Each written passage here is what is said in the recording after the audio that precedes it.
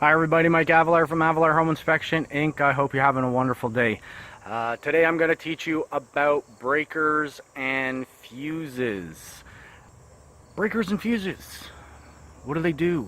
When too much electricity flows, things can overheat and we might have a fire. Fuses and circuit breakers turn off the electricity when there's too much flow.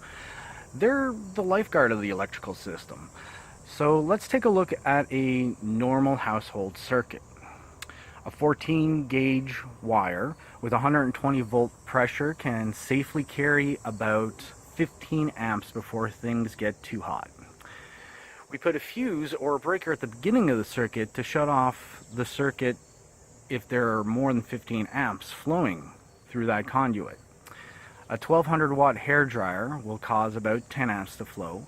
If we plug a 1200 watt curling iron into the same circuit, another 10 amps will flow. So that'll be 20 amps on a 15 amp circuit. And of course what will happen is that your fuse will blow or your breaker will switch to the off position. Now, circuit breakers and fuses have a technical name for them. They're called overcurrent protection devices. Fuses and breakers perform the same function equally well. A circuit breaker can be turned back on like a switch. A fuse blows, you have to replace it. Most modern work in homes these days are using circuit breakers, so you won't have to have the trouble of replacing your fuses.